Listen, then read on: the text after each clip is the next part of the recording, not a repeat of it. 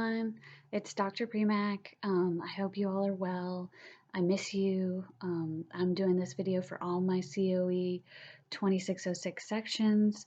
I'm going to be talking about our upcoming assignment. I'm doing this as an additional resource to support you.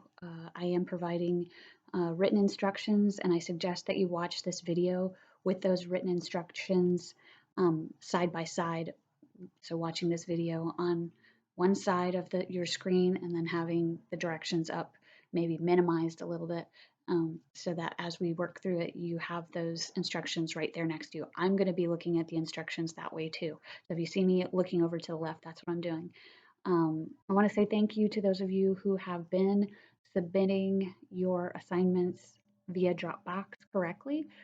This assignment, I will be asking you to submit via Dropbox and providing you with a link to do so. So make sure that you're following all those instructions, because that's the best way to ensure that you get the points that you earn, and that I am able to keep everything organized. So I really appreciate those of you who have been um, on this new Dropbox adventure with me.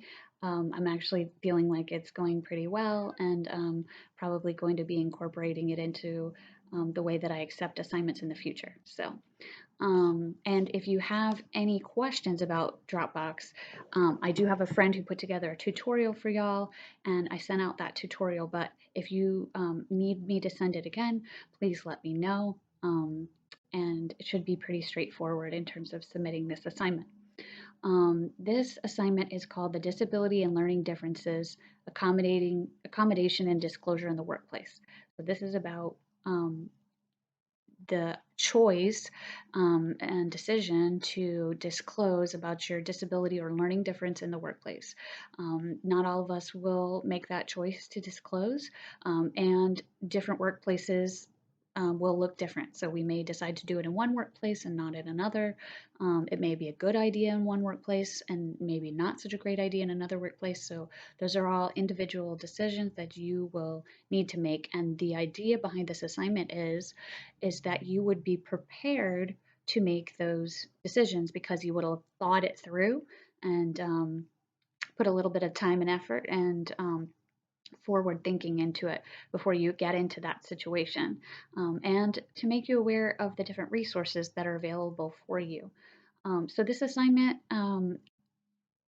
will be submitted via Dropbox, and your course and your section, I will give you a specific link for this particular assignment. So please do not submit assignments to all to one link. I give you a specific link for each assignment, and I really appreciate you following those instructions so that everything stays organized.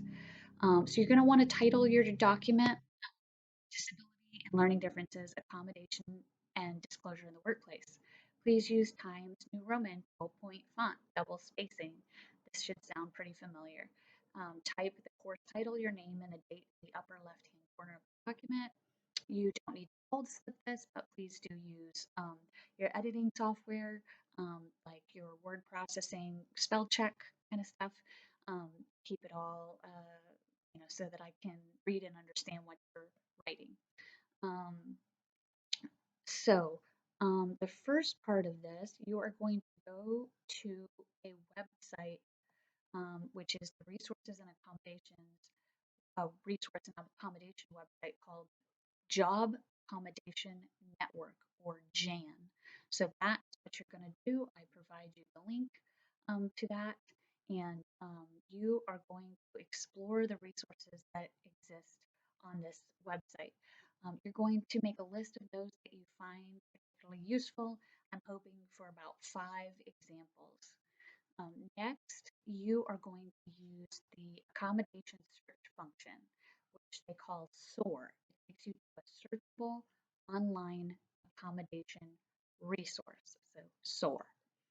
You're going to research ideas about accommodations, mainly having to do with how you believe you might need to be accommodated at your future workplace. Now, this is not to say you will receive these accommodations, because some of you will decide not to disclose to your workplace, or these accommodations will not be available in your workplace. But you can still um, look at these resources, these accommodations, and choose. I'm hoping for about 5 examples of things that you would like to have. It does not mean you will get them. It's what would be best. Workplaces are changing, right? We see that with this COVID-19 outbreak, um, this has really changed the way workplaces operate. We don't know exactly what your career field will look like until you get there. And it may evolve as you are on that job site. So I do want you to be prepared in looking at these resources and making choices about what of these accommodations would be ideal for you, whether or not you actually believe that you will receive them. Then you are going to compose 5 to 8 sentences describing how your disability or learning difference may impact your work performance.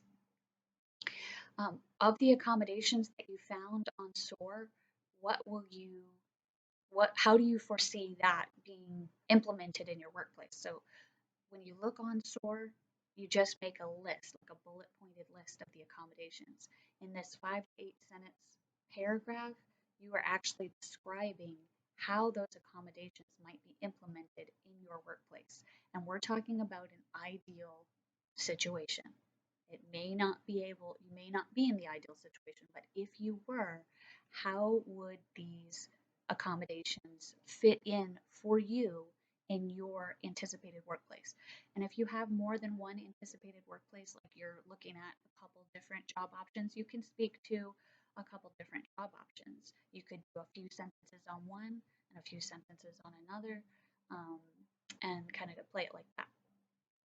So in the fourth piece, it there's a description of a scenario about Jesse, and he's deciding to share information about his disability or learning difference with his mentor because he believes that it is going to be important to share that information because of it will impact his job performance.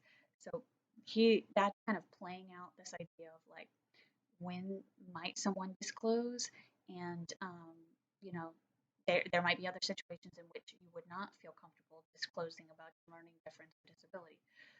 So then you are going to you read that scenario about Jesse, and then you think about yourself and your disability or learning difference and what might need to be disclosed to a potential employer and why it would be important to reveal this information.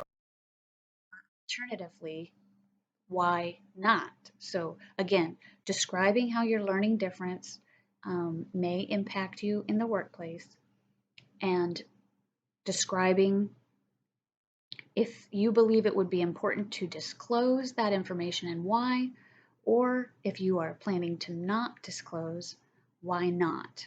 Okay, so we all should have something to say about that. If you are struggling with finding a way to respond to that, please do let me know. I am available for video conferencing, and I have offered that to all students. I have not been requiring you to video conference with me because I felt that there was probably enough overwhelming demands on your time. And being that we are in different time zones, some of us, it can be very complicated making those meetups work. But I know that I am available for that. Right now, I am talking to you and making this video while my daughter is napping. I have no childcare. I have a 2-year-old that I'm single parenting, so I know you guys know that. I just want to give you my context and just ask that you offer me grace in making these appointments and flexibility. If you want to make an appointment to video chat with me, please provide me with, email me and let me know 3 possible days and times that will work for you. And I will do my best to accommodate you. And I may need to talk with you while Parker naps because otherwise she's photobombing my video chats, which is cute, but it makes it hard to concentrate. Um, If you feel that for some reason I am not meeting your needs and have not been meeting your needs, please contact me. Please reach out to me directly and let me know how I can better support you. If you feel that I have been meeting your needs and that I provided you with the resources to be successful, that's also really good feedback for me, and it's really good feedback to share with your learning specialist and with Dr. Chandler. Um, Thank you for all your efforts and hard work. I was really impressed with many of the informational interviews I received, many of the tentative career outlines I read, and I am looking forward to reading and looking at those brag presentations most of you submitted. So thank you again, and I hope you are well, and I hope your family is well, and know that you're in my heart and in my thoughts, and I look forward to when we can be together again. Thank you and take good care.